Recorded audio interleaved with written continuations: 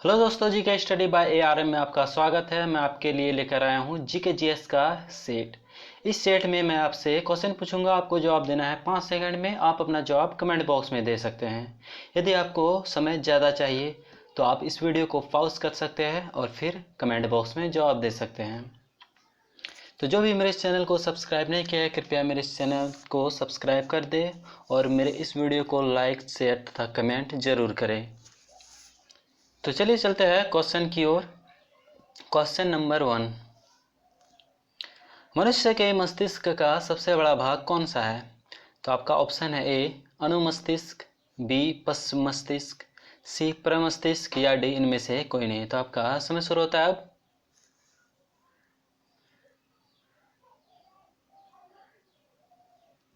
तो आपका आंसर हो जाएगा सी, मनुष्य के मस्तिष्क का सबसे बड़ा भाग प्रमस्तिष्क है। तो चलिए चलते हैं अगला सवाल, क्वेश्चन नंबर 2, मिस यूनिवर्स बनने वाली प्रथम भारतीय महिला कौन है? तो आपका ऑप्शन है ए ऐश्वर्या राय, बी सुष्मिता सेन, सी रीता फारिया या डी इनमें से कोई नहीं है। तो आपका समय शुरू होता है अब।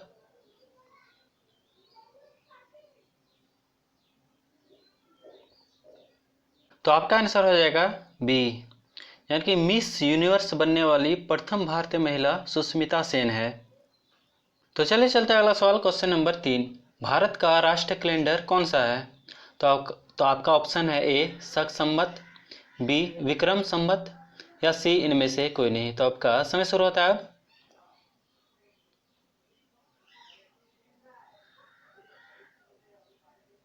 तो आपका आंसर हो जाएगा ए, यानी कि भारत का राष्ट्रीय कैलेंडर शक संवत है। तो चलिए चलते हैं अगला सवाल, क्वेश्चन नंबर 4, वर्तमान में WTO यानी कि वर्ल्ड ट्रेड ऑर्गेनाइजेशन में कितने सदस्य देश है? तो आपका ऑप्शन है ए 161, बी 196, सी 164 या डी 178। तो आपका समय शुरू होता है अब।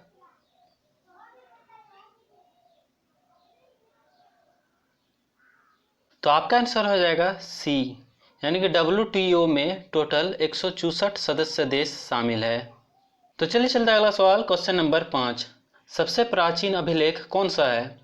तो आपका ऑप्शन है ए हाथी गुम्फा अभिलेख, बी प्रयाग प्रशस्ति, सी बोगाचकाय अभिलेख या डी इनमें से कोई नहीं। तो आपका समय शुरू होता है अब।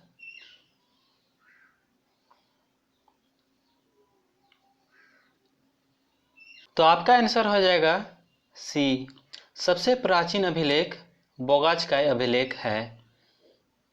तो चलिए चलता है अगला सवाल, क्वेश्चन नंबर 6, स्वराज पार्टी का गठन किसने किया था? तो आपका ऑप्शन है ए CR दास और जवाहरलाल नेहरू, बी CR दास और महात्मा गांधी, सी जवाहरलाल नेहरू और महात्मा गांधी या डी इनमें से कोई नहीं। तो आपका समय शुरू होता है अब।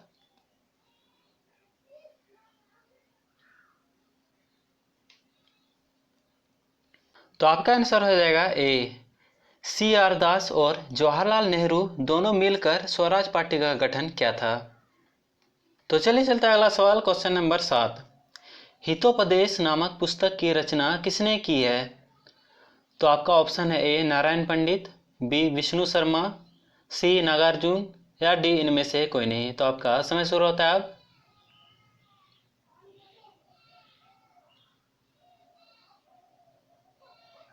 तो आपका आंसर हो जाएगा ए, नारायण पंडित ने ही हितोपदेश नामक पुस्तक की रचना की है।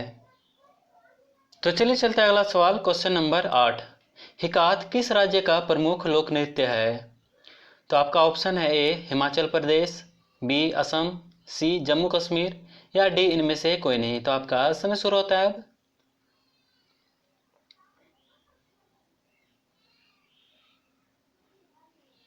तो आपका आंसर हो जाएगा सी जम्मू कश्मीर। हिकात जम्मू कश्मीर का प्रमुख लोक नृत्य है। तो चलिए चलते हैं अगला सवाल, क्वेश्चन नंबर 9, सेब के उत्पादन में भारत का सबसे अग्रणी राज्य कौन है? तो आपका ऑप्शन है ए हिमाचल प्रदेश, बी जम्मू कश्मीर, सी उत्तराखंड या डी इनमें से कोई नहीं। तो आपका समय शुरू होता है अब।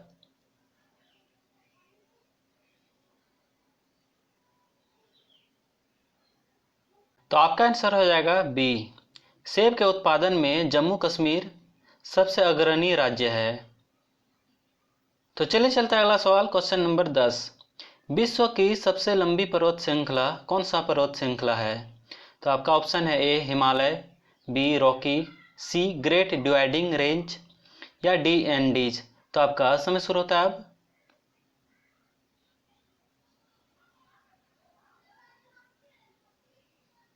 तो आपका आंसर हो जाएगा डी, विश्व की सबसे लंबी पर्वत श्रृंखला एंडीज है। तो चलिए चलते हैं अगला सवाल, क्वेश्चन नंबर 11। इनमें से कौन सा तत्व समुद्री खरपतवार में पाया जाता है? तो आपका ऑप्शन है ए ब्रोमीन, बी आयोडीन, सी क्लोरीन या डी इनमें से कोई नहीं। तो आपका समय शुरू होता है अब।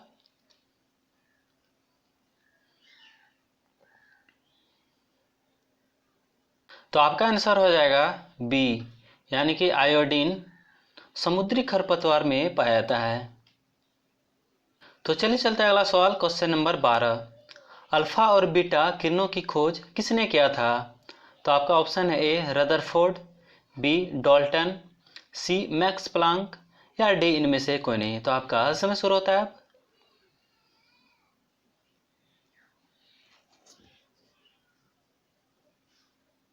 तो आपका आंसर हो जाएगा ए, यानी कि रदरफोर्ड ने ही अल्फा और बीटा किरणों की खोज किया था। तो चलिए चलते हैं अगला सवाल, क्वेश्चन नंबर 13। दूध का पीएच मान कितना होता है? तो आपका ऑप्शन है ए 7.4, बी 6.6, सी 6.1 या डी 8। तो आपका समय शुरू होता है अब।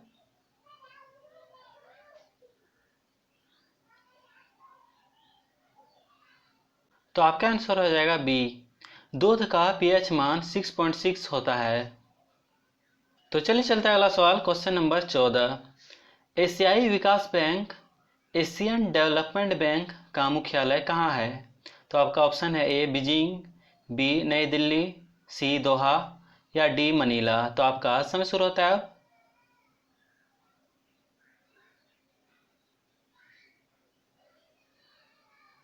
तो आपका आंसर हो जाएगा डी, यानी कि मनीला में ही एशियाई विकास बैंक का मुख्यालय है और मनीला फिलीपींस में है।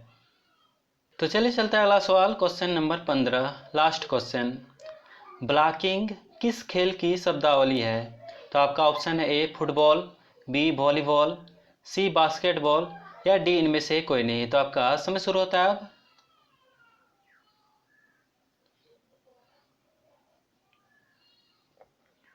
तो आपका आंसर हो जाएगा बी, यानी कि वॉलीबॉल। तो धन्यवाद दोस्तों, आपने मेरे इस वीडियो को पूरा देखा।